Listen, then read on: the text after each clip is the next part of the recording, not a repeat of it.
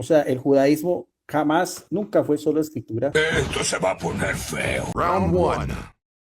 Fight. Y lo que apeló nuestro amigo Néstor en cuanto a los tiempos del primer siglo, que era lo que las ramas del judaísmo consideraban realmente como inspiración divina o en primer grado, y nuestro amigo mismo lo dijo, era solamente el Pentateuco, o sea, no era la totalidad de la Taná, pero igualmente los judíos tienen otros escritos como los Misdrash, como el propio Talmud, que hacen parte de la literatura. El Talmud no es inspirado de acuerdo a los judíos, querido. No estoy hablando de inspiración, vuelvo a repetir, estoy hablando de literatura. El Talmud no tiene judíos. El Talmud no es autoritario para los judíos. El Talmud es autoritario para los judíos porque... Pero no es una autoridad infalible para los judíos. Bueno.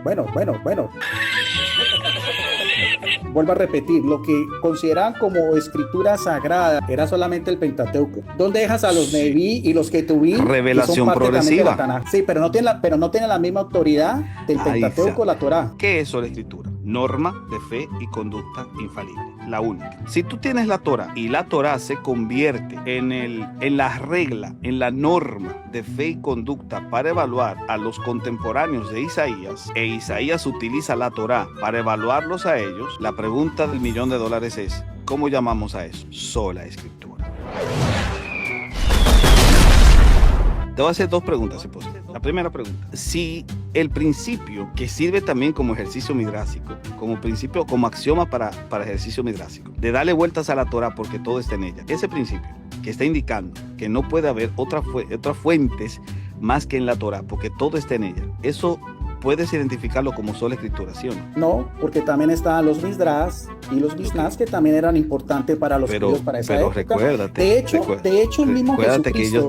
Eso es comentario. Por eso, de hecho... Yo tengo comentarios en la Biblia y yo no los considero infalibles. Por eso, pero eran... Antes de la destrucción del templo, los judíos decían, dale vueltas a la Torah, porque todo está en ella. Querido, eso es sola escritura. Si los judíos del siglo I, ¿no? Antes de Cristo, dicen que déles vueltas a la Torah porque todo está en ella, entonces yo pregunto, ¿eso es sola escritura, sí o no? Escritura porque no había un consenso ni entre los fariseos, ni los saduceos, ni los esenios, porque con los descubrimientos del rollo del Mar Muerto, esta comunidad que eran tan judíos como los otros, tenían una literatura mucho más extensa. Sí, entonces tú no puedes catalogar, por eso, tú no puedes catalogar que para la época de Jesucristo, los judíos pensaban que ya había un canon cerrado como tú muchas veces lo licenciado, pero es que ese vuelve a trasladarse el punto hacia el tema del canon. No. Madura, Simpson, te ves ridículo.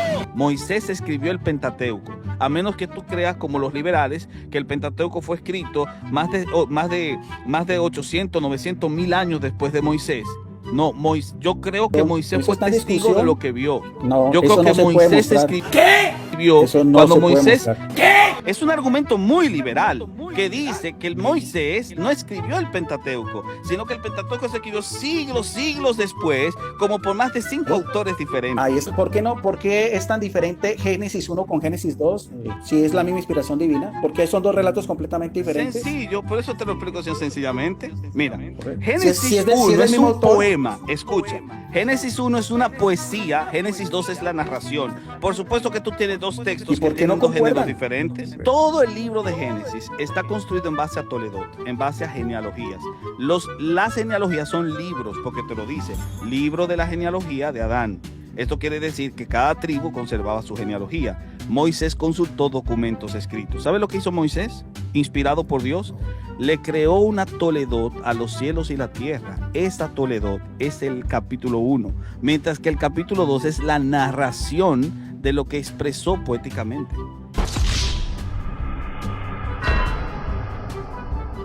Round 2. Fight. ¿Por qué en Génesis 1 dice que la mujer sale de la costilla de Adán y en Génesis 2 dice que varón y hembra los creó? ¿Cómo se explicaría eso si es el mismo autor? En Génesis 1 dice que varón y hembra los creó, en Génesis 2 sale de la costilla. Sencillo, la explicación de Génesis 2 es más explícita que la de Génesis 1, querido. Ahora bien, yo te voy a hacer una pregunta. Moisés. Esto ya no es divertido, es triste. ¿Escribió el Pentateuco, sí o no? No, eso no se puede mostrar eso. No, eso no se puede mostrar eso. No, eso no se puede mostrar eso. No, eso no se puede mostrar eso. No, eso no se puede mostrar eso. No, eso no se puede mostrar eso. ¡Ya valió! Eso se llama argumento liberal. Estás confirmando mi postura. Eso se llama ciencia bíblica. Es un argumento liberal. Ciertamente, claro. Moisés es un personaje mitológico tanto como los Pokémon. ¡Qué habilidad, señor! No, por eso, pero ¿cómo me puedes demostrar históricamente que Moisés sí existió? Bueno, Jesús creía que Moisés era un personaje histórico. Bueno, pero eso es parte también, por eso te digo, de la crítica textual bíblica, de las ciencias bíblicas como tal. O sea, vuelvo a repetirlo. La ciencia bíblica que de ciencia no tiene nada. Néstor, pero lo que vos estás diciendo es un poco anticientífico, ¿no? No es anticientífico. Sí, porque vos estás dogmatizando solamente una parte de la ciencia, como si vos lo claro, fuera la última voz. Tajantemente, claro. No como si fuera la única voz y lo estás dogmatizando. Claro. No hay originales de ningún texto, ni en el Antiguo, no son nadie está hablando de originales. Yo estoy hablando de autógrafos. No se puede ir a un original pero que tú me digas este original. Pero que ese es otro tema, querido. Es que yo no te estoy hablando del original, yo te estoy hablando que la transmisión de la información se dio por escrito, no oral. Eso es lo que yo te estoy diciendo. Pero no lo podés demostrar. Sí, no podés demostrar. No, vos podés demostrar tu tesis como una tesis que está sobre la mesa, pero no podés demostrar a ciencia cierta que tu tesis es la última. Usted no aprende, ¿verdad? La pregunta que les quiero hacer es la siguiente. ¿La Biblia es palabra de Dios, sí o no? Claro, es una de las formas, claro, una de las formas de la claro, una de las formas. Ahora, ¿qué tenemos por palabra de Dios? ¿Cómo se? Si es palabra de Dios, ¿debo creer todo lo que ella dice? Obviamente. Muy bien, ella dice que Moisés escribió el Pentateuco. Gracias.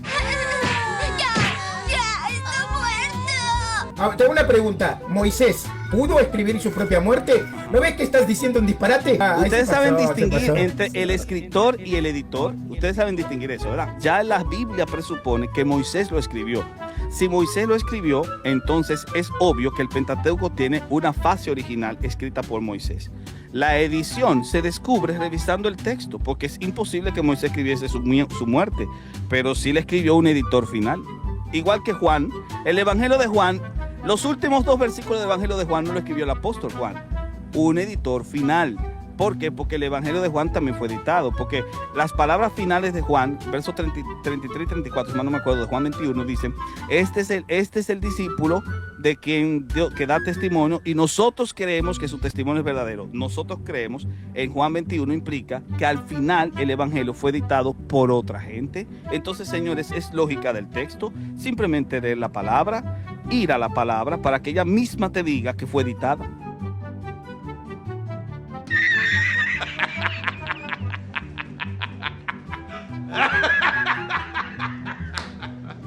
Vos estás haciendo, o sea, una dogmatización de algo que vos no podés demostrar a ciencia cierta. Oh, interesante, me gusta eso. Otra vez, Jesús, ¿tienes razón, sí o no? Obvio. Pues Jesús dijo que Moisés escribió la ley. La ley, todo la ley, sí, pero como y la ley, pero la ley no son todo el Pentateuco. En la época de Jesús, el Génesis, el Génesis no es una ley, el Génesis cuando es un Jesús, literario, como tú cuando decías, Jesús, completamente diferente. Guido, cuando Jesús decía la ley de Moisés, en la época de Jesús, ¿a qué se referían? A la ley. Bueno, a las 613 leyes. ¿Se referían a cuáles libros? A las 613 leyes. Acuérdate que tú no puedes confundir la ley de Moisés con los 613 preceptos, porque eso sería una locura. O sea, la ley de Moisés. Los 613 preceptos se destilan de la ley, para que se sepa. No es la ley de Moisés. Ahora bien, la ley de Moisés, cuando ellos decían la ley y los profetas, ¿a qué se referían? Aparte de lo que era la Tana, aparte de lo que era la Tana, aparte de lo que era la Tana, aparte de lo que era la Tana, aparte de lo que era la Tana. Aparte de lo que era la Tana. ¡Ya nos exhibiste!